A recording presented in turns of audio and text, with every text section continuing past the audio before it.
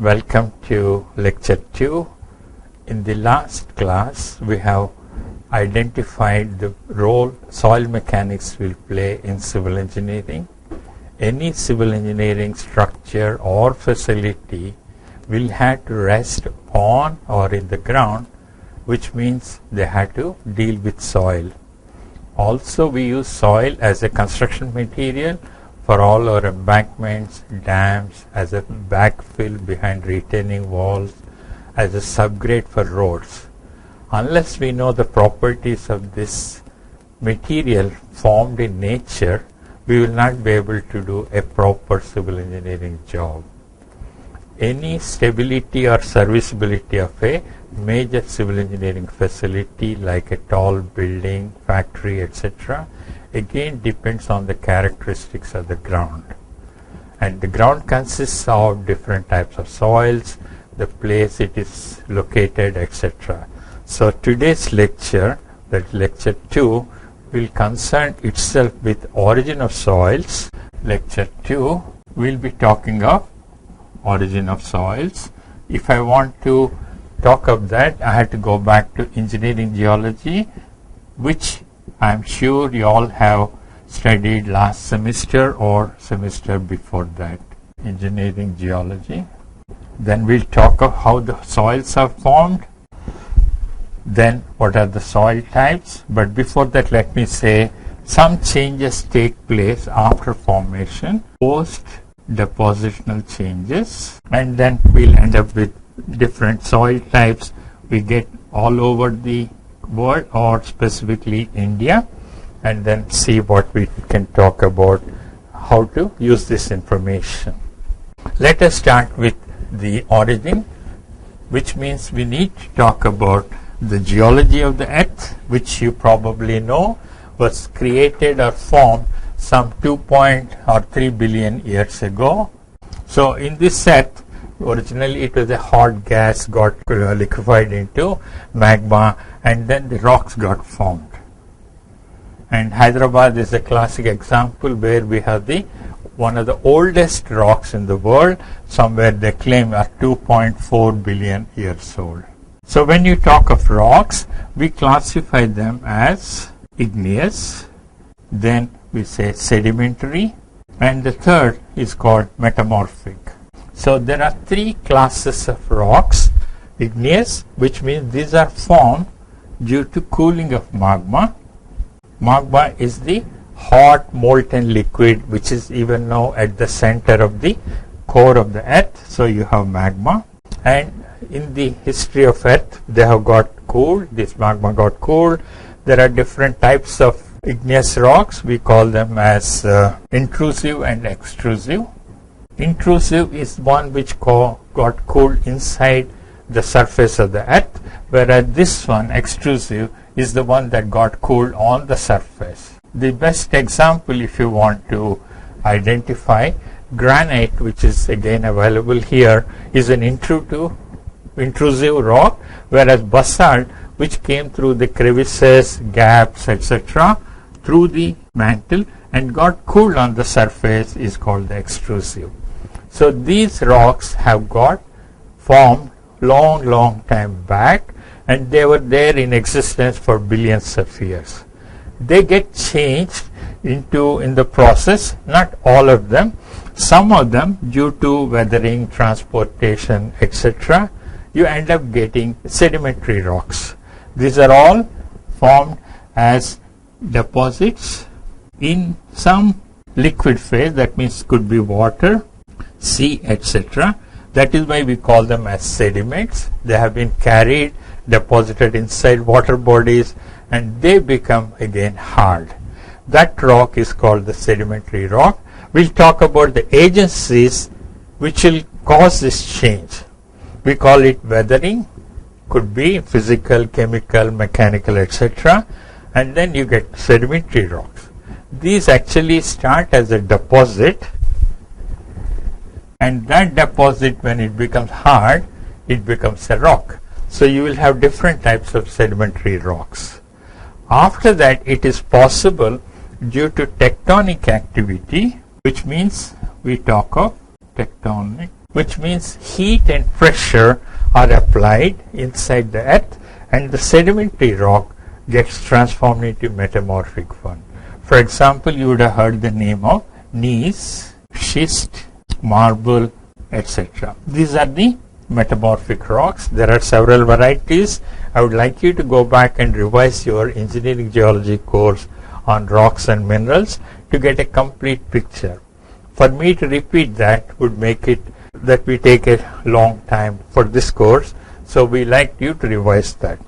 In sedimentary rocks we have shale, for example, claystone, siltstone, etc. These are the sedimentary type of rocks. These are formed. Now let's come to how the change takes place. The original rock has been formed by the cooling of the magma. We call it as a igneous rock. Then the atmosphere, the climate makes a big change.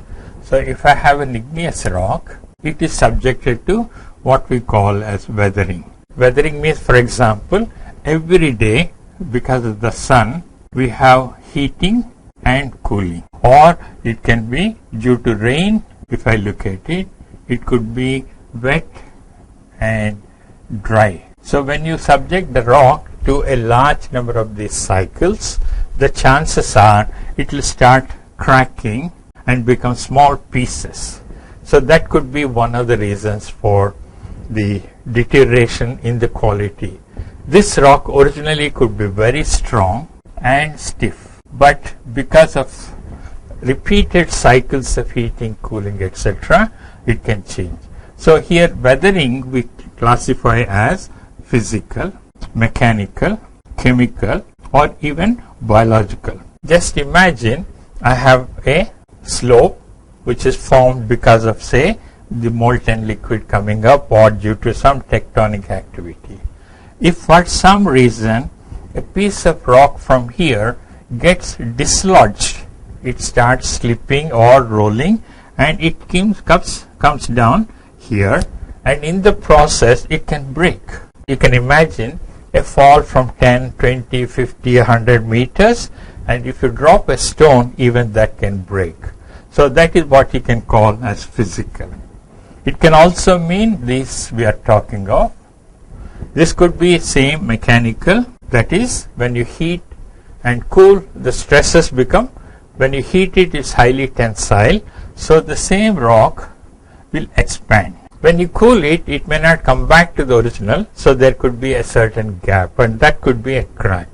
So there are a lot of stressing and strain which may lead to these fissures, cracks, etc. being developed, and that will reduce the size of the rock. Originally it could be huge one, then it becomes medium, small, and finally it could be kind of a powdery kind of thing. Then the water that enters, suppose I have a rock with a crack, when it rains it goes inside, the water may exert some pressure that can also lead to fracture or breakage. That may not be as serious as what you can think in terms of chemical. When you think of rain, in the atmosphere we have water plus, can I say, carbon dioxide. So these are available in the atmosphere, possibly because of vegetation or for whatever reason, and once they enter they can combine with the minerals and there is a chemical transformation. Once chemical transformation takes place, you again have a deterioration in the original quality of the rock.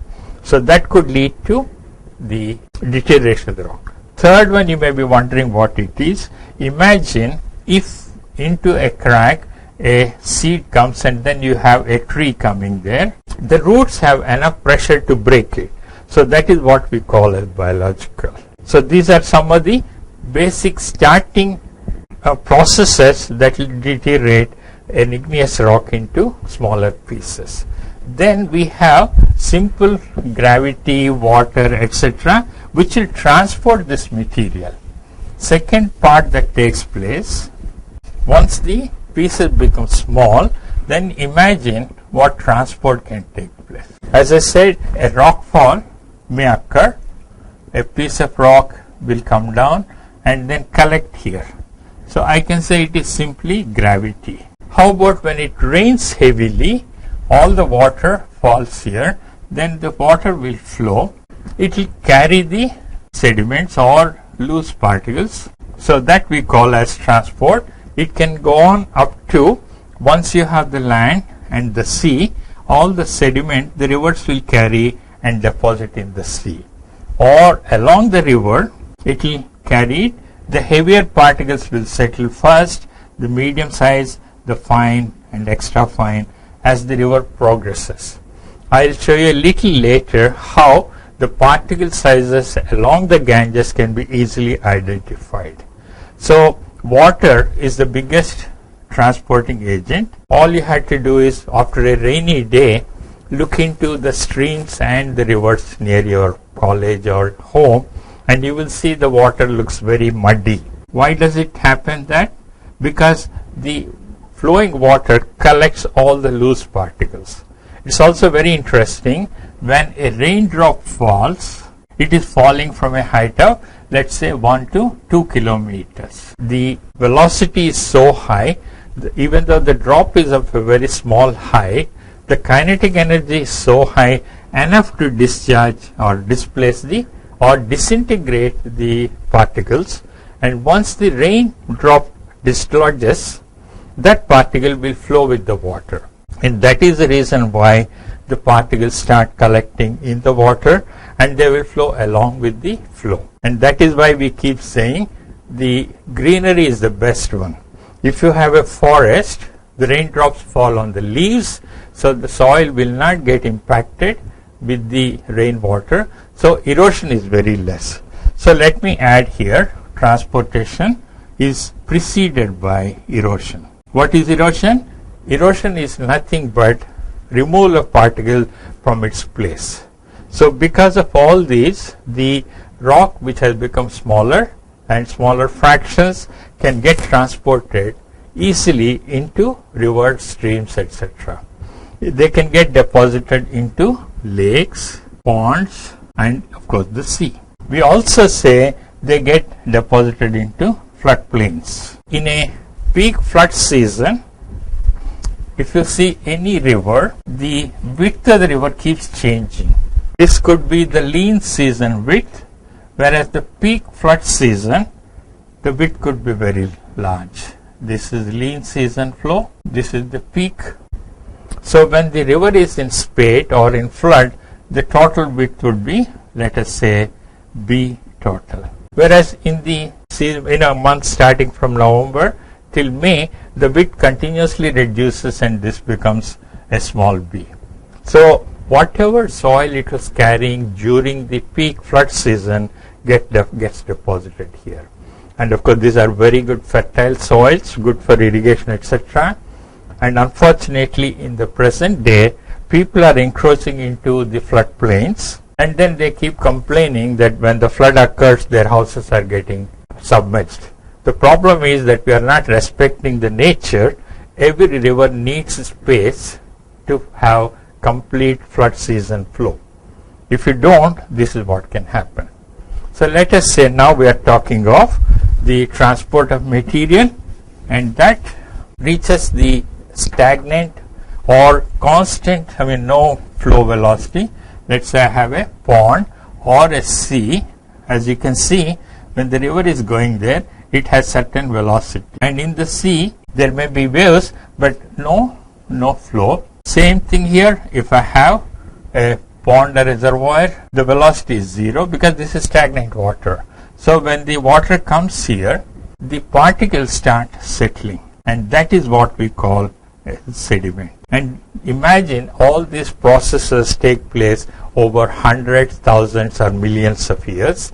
So it may not be a simple process, and so it's a long-term process, because of which you get the sediments. And as the sediment gets formed, imagine the weight of the sediment at the top increases the stresses at the bottom. So with increasing stress, nothing but the self-weight, it becomes very hard. The sediment becomes stiffer, denser, plus you have what is called as this compaction, which is densification. You can also have cementation. Suppose there is calcium carbonate. Some which is formed with water and CaO, you'll get it. These particles will, for example, or the chemicals will deposit at the particle contacts and you will get a hard bonding. It becomes a rock. May not be as strong as an igneous rock, but they do form. And that is how you will get the shale, etc., slate. These are all sedimentary rocks. So you have cementation, the compaction, etc. And some crystallization also can take place. Suppose the pore water has some chemicals which react with the minerals in the sediment. You will get new form of crystals and they also can bond it. So sedimentary rocks come from igneous rocks through a process of weathering, transportation, etc. And lastly, deposition. And after deposition, as I was mentioning to you, you can have the compaction due to gravity stresses, can I say, or loading, plus cementation, plus crystallization. So we may get slate, we call them shales, mudstone, claystone, siltstone, etc. We also have, very interestingly, of Bombay High, all the marine organisms giving calcareous deposits. If you have all these marine animals or marine products, you have what you call as calcareous deposits. They predominantly consist of seashells, and we know normally of a larger size, but they can be of different smaller sizes too. And once you have these, they also have sediments of calcareous deposits. When they were doing the Bombay High oil refinery, oil production, ONGC, they had to deal with several calcareous deposits off Bombay High. Then when you have the sedimentary rocks and occasionally even the igneous ones in the Earth's crust or near the surface, these deposits, due to some tectonic activity, it could be some magma coming, heat coming, this is subjected to pressure and temperature.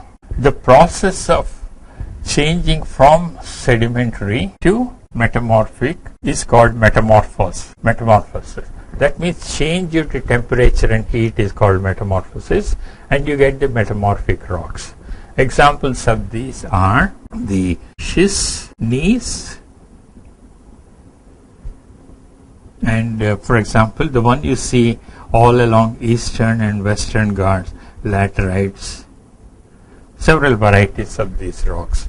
These are sometimes very strong, very stiff, but there are some which are not that strong. It depends on how the rock is formed, what is its parent mineral, etc. So because of these, you will end up getting metamorphic rocks. And we had to deal with all of them. And from there you get the soil. All weathering from all the three types of rocks give you soils. And if you look at any ground profile, for example, if I look at Hyderabad, I will get hard granite here. It's a solid granite. Then I have slightly weathered, moderately weathered, and highly weathered. And then here you have soil. So you can see the gradual transition. The reason being, this surface is originally, for all you know, this whole thing would have been an intact rock. But this has been subjected to very high temperatures. Nowadays, maximum temperature in the summer in some parts of Andhra Pradesh goes up to 50 degrees or more. The winter temperatures can be as low as maybe 0 or 5 degrees. Similarly, we have high rainfall in some regions. All of them cause a gradual weathering. So this is called a weathering profile. If you come across any deep excavation, just go there and then see if you can identify the different horizons. And that is how we find soils of different, rock strata of different degrees of weathering, finally ending up in soil. Now this soil depth can vary. Here in the central part of Andhra Pradesh, around that, soil can be only few meters. Whereas if you go to the coastal area, let's say you start with somewhere here, Srikakulam, Visakhapatnam, Kakinada, right up to Nellore, etc., which are coastal areas, you will find the soil deposits are very, very thick. They can be 60 meters or even up to 100 meters because the sea encroached or sea was there and the landmass, all the sediments from the landmass get deposited by all the rivers like, let's say, Godavari, Krishna, Penna, etc. I'm just giving only the major rivers. There are hundreds of small ones, Vamsadhara, etc., which carry the water to the sea. So because of this, you will find that the coastal deposits can be very, very thick. Also, they can be very soft. So that is the reason why you have different types of soil. Now, the way the soil is formed is because of weathering. As I said, different processes. It depends on the location, the climate, etc. So finally, what you will find is the surface, near surface deposits are all soils, where the original parent rock loses all its characteristics and you will get soils, which are nothing but loose particles. They are not bonded at all. Please remember the difference between a rock and a soil is rock is where all the particles are bonded, so you have a solid piece that you can hold. Soil is unfortunately particles are not bonded. You will have what we call as grains. Some you can see with your naked eye, some we cannot see. So because of this, we have different types of soils. Just let me try to give you the names. One is sedimentary deposits. So you have what you call as alluvial soils, which means they are carried by river. Indo-Gangetic alluvium is called alluvial soil. If it is deposited in near the sea, you call marine soils. That means the rivers take the sediment and deposit in the sea. We have lacustrine, which means they are deposited in lakes. Then we have Aeoline, which means these are transported by wind. Another transportation agent we didn't mention, but which has played a major role, is glacial deposits. If one goes to Himalayas, you will find a lot of them. The glaciers carry the particles. They can even carry huge boulders. So you end up usually getting what we call as bouldery deposit. If you are in Himachal Pradesh, Garhwal, Kumaon areas, etc., in the north of India towards the Himalayas, you will find a lot of these bouldery deposits. Whereas in the south, wherever the water is carrying. Then lastly, we have what is called as residual soils. These are in its own place. They are not transported. These are all not transported. The most classic example of this residual soil is that word you hear commonly. It's called black cotton soil, which is all over the central Deccan Plateau area. We technically prefer to call it as expansive soil or soil subjected to volume changes. We'll come to this later because these soils have a tendency to expand when you add water and shrink when you remove water. In this, there is one more category called colluvial soils. If I have a slope and then due to rain, the slope failure occurs and the material gets transported. So colluvial soils are transported by gravity. Simple gravity. They don't go far from the original place. They are just close by. Here is the original position and they get shifted to a new position. So you find several such soils all over the country and of course within the state. The interesting part is they vary so much. For example, you take even in your own college or institution, you go to one corner, try to look at the kind of soils, go to the other corner 50 meters away, and if you put another hole or dig inside, you may get a slightly different one. The reason being, at this so variable, you will not get same profile at different places. Because of all this, you will find all these different types of soils. Just to give you an idea, I'll give you a very rough sketch. Later I'll show you a detailed one, and then here are the Himalayas. We have about 6,000 kilometers of coastline. You get marine clays here or marine soils all along the sea coast. Then we have the Deccan Plateau, where you have the black cotton soil or expansive soil. Then we have Ganges flowing right from Himalayas, Gangotri, and up to Calcutta, and in Bangladesh, you have all these alluvial soils. Also, the same thing is true. The Brahmaputra comes through China, Tibet, China, etc. Joins Ganges, you have the alluvials. Then wherever we have the Eastern Ghats, Western Ghats, and in Chhattisgarh, what they call as Chota Nagpur, you get what they call as laterites. You have all these bouldery deposits here, and then if you go to Rajasthan, you will get all the wind-blown deposits where we call Aeoline deposit. So you have the whole spectrum spread all over the country, and depends on where you are. The type of soil can change from one variety to the other. The thickness can change, the properties change. This is a very broad categorization of type of soils. The real detailed one is what we'll study in the next few lectures.